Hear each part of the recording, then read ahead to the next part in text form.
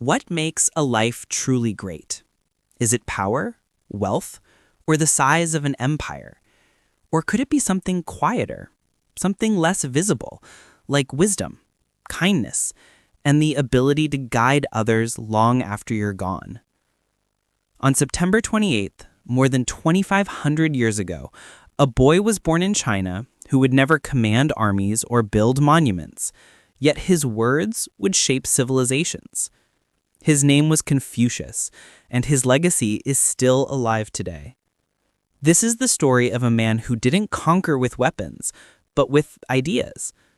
A man who believed that true power lies not in the sword, but in virtue.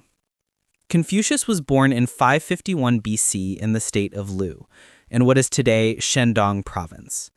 The time was known as the Spring and Autumn period, and though the name sounds poetic, the reality was anything but. China was divided into small states, each ruled by lords hungry for power. Corruption spread like wildfire, and people lived with uncertainty. Confucius came into this world as Kong Chu. His family had once been noble, but by the time of his birth, they were poor. His father died when Confucius was still a child, leaving his mother to raise him alone. Hardship could have broken him, but instead it forged a hunger for knowledge, for order, for a way to make sense of the chaos around him. As a young man, Confucius worked many small jobs, from managing stables to bookkeeping. But wherever he went, he carried books, scrolls, and questions. He believed that wisdom was not the privilege of the elite, but the birthright of every human being. At a time when education was locked behind palace walls, Confucius opened the door. He began to teach anyone willing to learn, whether rich or poor, noble or commoner. This was unheard of. His little school became a gathering place, not just for facts and rituals, but for a way of life. Confucius didn't lecture in lists or rigid formulas. He spoke in conversations, in parables, in questions that challenged his students to think for themselves. He asked, what does it mean to live a good life? What does it mean to lead others? When his disciples sat before him, he told them about Ren. It was the beating heart of his philosophy. Ren meant humaneness, the compassion that ties one person to another. He urged his students to look beyond themselves, to see the dignity in every face they encountered. Then he would talk about Li. To outsiders, Li might look like rituals or etiquette, the way you bow, the words you use at ceremonies, the order of a feast. But for Confucius, these weren't hollow gestures. They were the music of society, the rhythm that kept families, communities, and nations in harmony. He often returned to the family, calling it the root of all virtue. This was Shao, respect for parents and ancestors.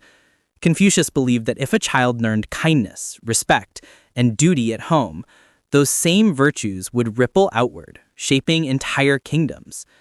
And then there was a line so simple yet so powerful that it has traveled across cultures and centuries.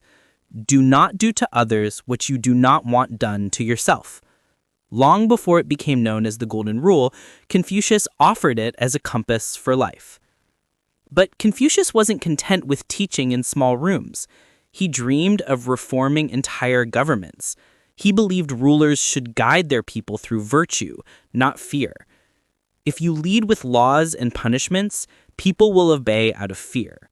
But if you lead with virtue, they will follow with their hearts. With this conviction, Confucius set out to travel across the fractured states of China, offering his wisdom to kings and dukes. He and his disciples wandered for years, sometimes welcomed, often rejected. Many rulers saw him as naive. After all, in a world of war and ambition, who wanted to hear about kindness and humility?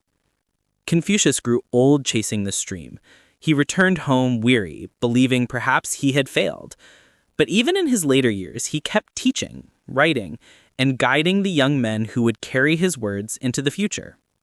By his own measure, he hadn't changed the world, but history had other plans. His students preserved his conversations and sayings in a collection we now know as the Analects. These writings became the foundation of Confucianism, a philosophy that shaped not only China, but much of East Asia for centuries. For over 2,000 years, Chinese officials studied his words to pass civil service exams. Families built their traditions around his principles. Even emperors bowed to the idea that their legitimacy came not from force, but from virtue. His influence reached far beyond China's borders, to Korea, Japan, Vietnam, and eventually to the wider world. In classrooms today, in conversations about ethics, in the way we talk about respect in leadership, his ideas are still alive. So why should we care about a man who lived 2.5 millennia ago? Because Confucius didn't just speak to his own time, he spoke to the human condition. He spoke to the child, learning respect at the family table, to the leader wrestling with power, to the ordinary person wondering how to live well in a complicated world. His wisdom isn't locked in dusty books. It breathes in the idea that kindness matters, that respect builds communities, that leaders must lead not with fear, but with example. In an age where we still struggle with division and distrust, Confucius feels less like ancient history and more like a timeless guide. Let's hear a few of his thoughts in his own words. It does not matter how slowly you go as long as you do not stop. When we see men of a contrary character, we should turn inwards and examine ourselves. The superior man is modest in his speech, but exceeds in his actions. These are not commandments carved in stone. They are gentle reminders, nudges to live better, to pause, to reflect. On this day, September 28th, we remember the birth of Confucius. He didn't leave behind monuments of stone or tales of conquest. His monument was the mind, his battlefield, the human heart. He believed that if we could learn to treat one another with dignity, respect, and kindness, then harmony was possible, not just in families or kingdoms, but in the world itself. So as we mark his birthday, maybe the best way to honor him is not with ceremonies or rituals, but by living out his words in our daily lives. Because Confucius wasn't just a teacher of his age. He is, in many ways, still teaching us now.